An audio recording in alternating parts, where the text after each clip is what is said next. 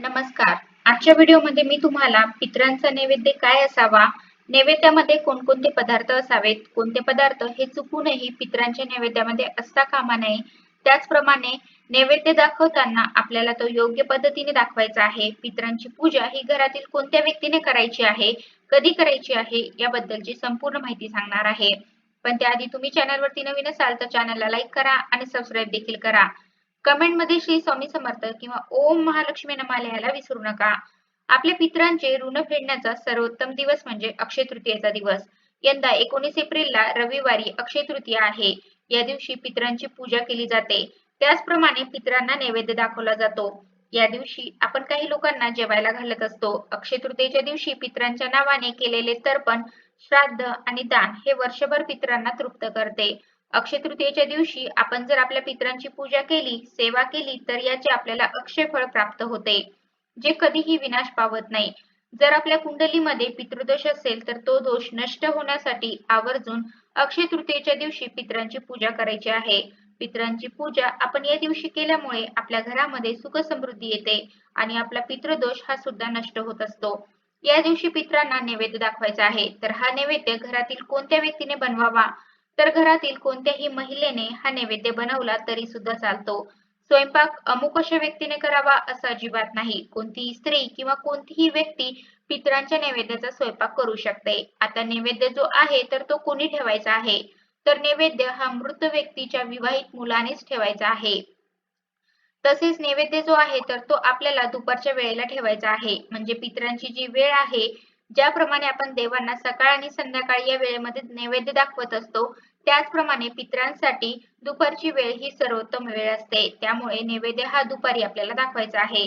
12 ते 1 या वेळेमध्ये किंवा अगदी 11:30 ते 12:30 किंवा आपण अगदी 1 वाजेपर्यंत हा नैवेद्य ठेवला तरी सुद्धा चालतो.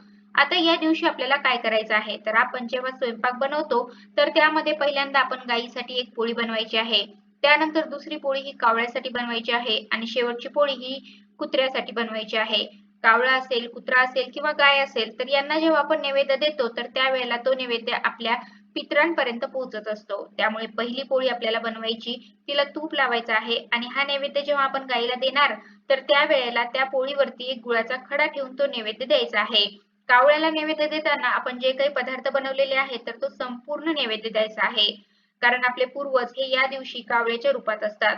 कावळ्यांना नैवेद्य देताना आपल्याला म्हणायचं आहे की पश्चिम, वायव्य व दक्षिण दिशेला राहणारे जे पुण्यकर्मी कावळे आहेत त्यांनी या भोजनाचा स्वीकार करावा. तर अशा प्रकारे आपल्याला कावळ्याला नैवेद्य दाखवायचा आहे. या दिवशी आपण कावळ्यासाठी अळणी भात सुद्धा नैवेद्य म्हणून ठेवू शकतो. आपल्या दारामध्ये किंवा आपल्या घराच्या छतावरती आपण कावळ्यासाठी नैवेद्य ठेवू शकतो.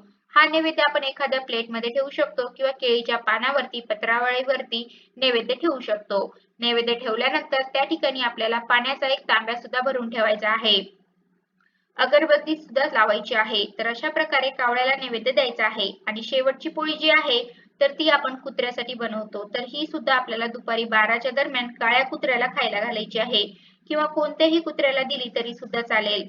आता आपण या दिवशी लोकांना सुद्धा जेवायला घालत असतो. म्हणजे आपल्या घरातील पुरुष गेला असेल आणि आपण आपल्या घरातील गेलेल्या पुरुषाची पूजा करणार असू तर आपल्याला त्याच्या नावाने एक पुरुष जेवायला घालायचा आहे. जर घरामध्ये अगोदर पुरुष आणि त्यानंतर त्याची पत्नी गेली असेल तर एक पुरुष आणि एक विधवा स्त्री यांना जेवायला घालायचं आहे. आणि जर सुवासिनी स्त्री गेली असेल तर सवासणी स्त्रीला जेवायला घालायचं आहे. परंतु ज्या व्यक्तींना आपण जेवायला घालतो तर त्या व्यक्तीचे पूर्वज हे जिवंत नसले पाहिजेत. म्हणजे ज्यांचे पूर्वज हे मृत पावलेले आहेत तर अशाच व्यक्तींना या दिवशी आपल्याला जेवायला घालायचं आहे. आता आपण देवाला नैवेद्य दाखवतो आणि त्याला आपण म्हणतो की नैवेद्य अर्पण करणे. पण पितरांचा जो नैवेद्य आहे तर त्याला म्हटलं जातं नैवेद्य तर्पण करणे. देवाचा नैवेद्य आपण जसं दाखवतो तर त्याच्या अगदी उलट पितरांचा नैवेद्य हा तयार केला जातो. प्रत्येक भागानुसार, प्रत्येक वेगवेगळ्या प्रांतानुसार या दिवशी पितरांसाठी वेगवेगळा नैवेद्य जो आहे तर तो बनवला जातो. ज्याप्रमाणे देवाला नैवेद्य ठेवताना आपण पाण्याचा चौकोन काढून त्यावरती नैवेद्याचं ताट ठेवतो, त्याप्रमाणे पितरांचा जेव्हा आपण नैवेद्य दाखवतो तर त्यावेळेला पाण्याचा गोल काढून त्यावरती आपल्याला ताट ठेवायचं आहे. त्या नैवेद्याभोवती 3 वेळेला पाणी फिरवायचं आहे आणि आपल्याला आपल्या पितरांचे स्मरण करायचं आहे. त्यांना नैवेद्य ग्रहण करण्यासाठी प्रार्थना करायची आहे. या दिवशी देवांना वेगळा नैवेद्य दाखवायचा आहे. पितरांना आपण ज्या ठिकाणी पितरांची पूजा करतो तर त्या ठिकाणी पितरांना वेगळा नैवेद्य जो आहे तर तो दाखवायचा आहे. आता पुरणपोळी तर हा नैवेद्य या दिवशी बनवला जातो. याचप्रमाणे इतर सुद्धा पदार्थ बनवले जातात. जसं की पुरी असेल, खीर असेल, मग तांदळाची, शेवयाची खीर बनवली जाते.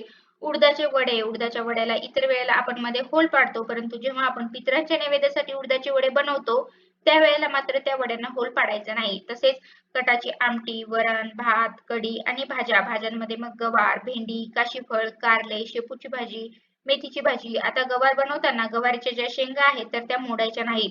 अख्ख्या आपल्याला शेंगा बनवायच्या आहेत. इतर वेळेला आपण काय करतो तर शेंगा मोडून त्याची भाजी करतो. परंतु पितराच्या नैवेद्यामध्ये आपल्याला अख्खी गवार जी आहे तर ती घ्यायची आहे. त्याचप्रमाणे काकडी सुद्धा आपण नैवेद्यामध्ये ठेवत असतो. म्हणजे काकडीच्या आपल्याला छोट्या छोट्या फोडी करायच्या आहेत. तसेच फळांच्या फोडी जसे की चिक्कू असेल किंवा आपण सफरचंदाच्या फोडी ठेवतो. डाळिंबाचे दाणे नैवेद्यामध्ये ठेवू शकतो. नैवेद्यामध्ये आपण केळी सुद्धा फळांमध्ये ठेवू शकतो. तसेच आपण वड्या बनवू शकतो जसे की कोथिंबीर वडी असेल किंवा बेसन पिठाची वडी असेल, भजी, पापड, कुरडई. तर हे सर्व पदार्थ आपण नैवेद्यामध्ये ठेवू शकतो. त्याचप्रमाणे लिंबू सुद्धा नैवेद्यामध्ये ठेवायचा आहे. आणि एक आल्याचा तुकडा जो आहे तर तो सुद्धा ठेवायचा आहे. आल्याचा तुकडा जो आहे तर तो आपण का ठेवतो तर या नैवेद्यामध्ये जर एखादी वस्तू कमी असेल, एखादी गोष्ट जर नैवेद्यामध्ये कमी राहिलेली असेल तर आल्याचा तुकडा हा नैवेद्य पूर्ण करतो. त्यामुळे आल्याचा तुकडा जो आहे तर तो सुद्धा आपल्याला या नैवेद्यामध्ये ठेवायचा आहे. आता पितरांचा नैवेद्य आपण केळीच्या पानावरती दाखवू शकतो किंवा पत्रावळीवरती किंवा ताटामध्ये सुद्धा आपण हा नैवेद्य दाखवू शकतो.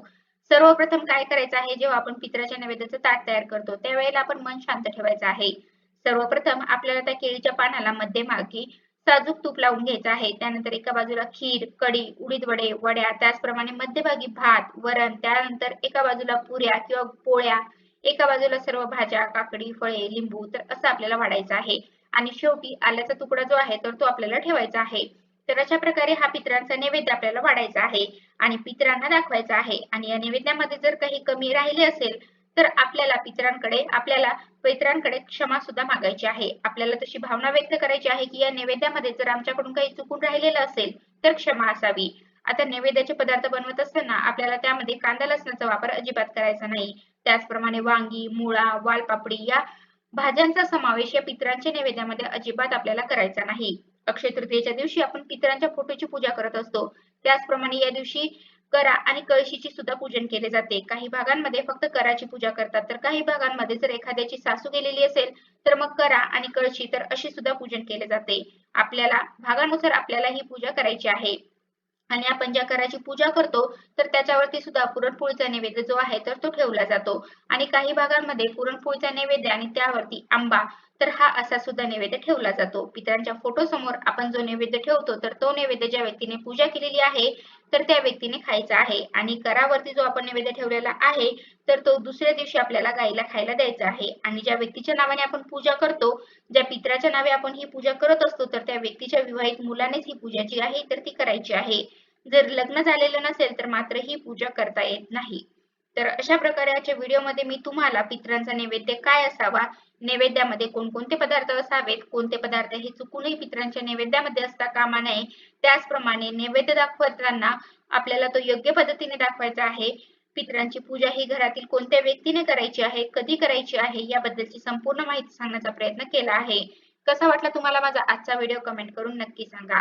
आणि कमेंटमध्ये श्री स्वामी समर्थ किंवा ओम महालक्ष्मी नमाला यायला विसरू नका. धन्यवाद.